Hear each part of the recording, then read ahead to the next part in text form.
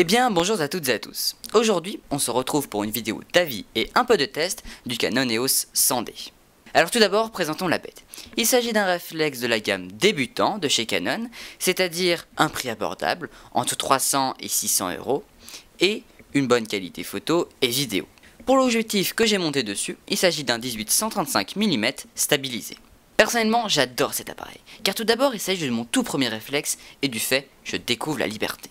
Si je dis ça, c'est que je viens d'un petit compact numérique, et sur ces modèles, les possibilités de paramétrage de la photo et de la vidéo sont infimes, voire même nulles. Il m'a donc fallu un petit temps d'adaptation, même si je ne prétends pas à l'heure actuelle maîtriser entièrement cet appareil. Il y a énormément de modes disponibles, dont les modes manuels, priorité ouverture, et j'en passe. Ils sont extrêmement intéressants et permettent de laisser parler notre créativité, on peut absolument tout faire. La seule limite, c'est le boîtier et l'objectif.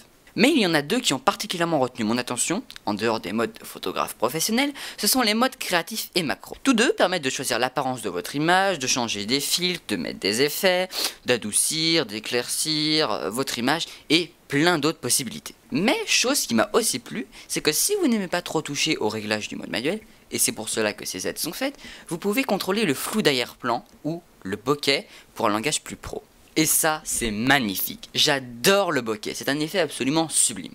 Enfin bref, vous aurez compris, ce boîtier, niveau logiciel, est complet.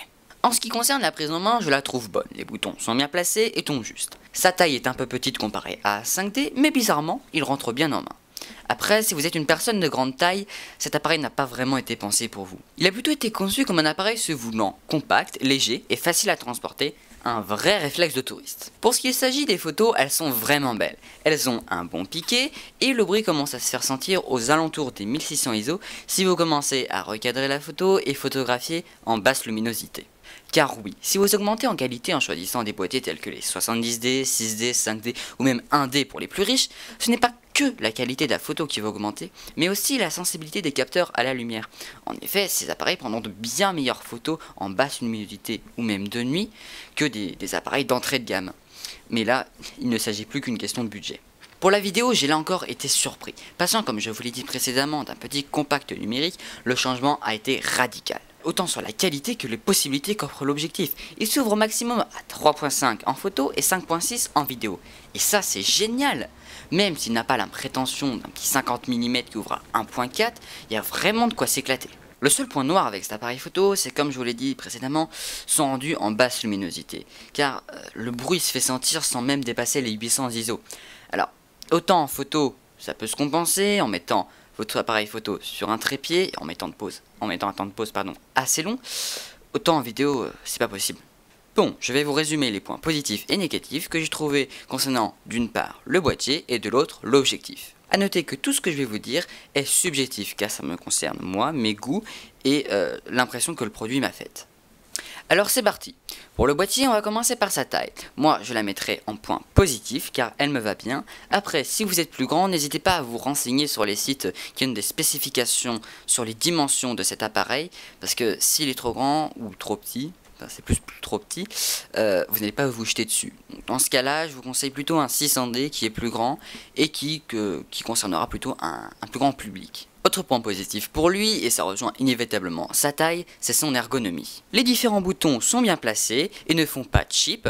Il possède aussi à l'arrière un petit emplacement avec un grip ou une surface antidérapante à l'emplacement du pouce, et ça c'est très appréciable quand vous tenez votre appareil. L'écran est pour moi un des points forts de ce produit. Certes, il n'est pas amovible, mais il est tactile et de très bonne qualité. En parlant de qualité, elle fait partie de mes points positifs, car l'assemblage et les matériaux utilisés sont bons.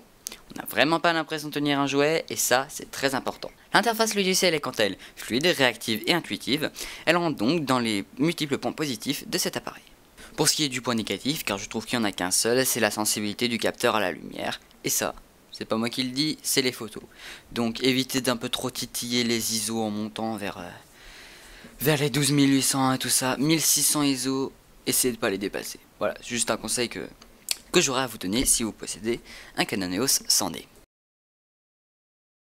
Il est compact et le zoom 18-135 est super agréable à utiliser en photo. On peut vraiment choisir le cadrage qu'on veut. En un tour de poignet, vous pouvez passer d'un grand angle à un super zoom. C'est magnifique. Bon, un tel avantage a forcément ses inconvénients, et là, c'est les distorsions. Bon, je vous rassure, elles ne sont pas aberrantes comme celles des GoPro. Elles sont surtout visibles quand vous êtes vers les 18 mm, donc en grand angle, et que vous photographiez une surface bien plane, et de près surtout aussi, même si ça marche pour les horizons. Les deux derniers points positifs sont la stabilisation de l'objectif et un petit bouton qui se situe juste en dessous de l'objectif qui permet en fait de bloquer le zoom. Et c'est très pratique quand par exemple vous voulez changer d'objectif ou le transporter, parce que comme ça, quand vous allez tourner par exemple pour mettre votre objectif, eh bien le zoom ne va pas se déclencher, vous n'allez pas zoomer dans l'image. C'est très agréable si vous voulez mettre votre objectif. Et voilà, cette vidéo est terminée, j'espère que j'aurai pu un peu t'éclairer sur ce Canon EOS 100D. N'hésite pas à laisser un j'aime ou un commentaire, et je suis également sur Twitter si ça t'intéresse. A plus.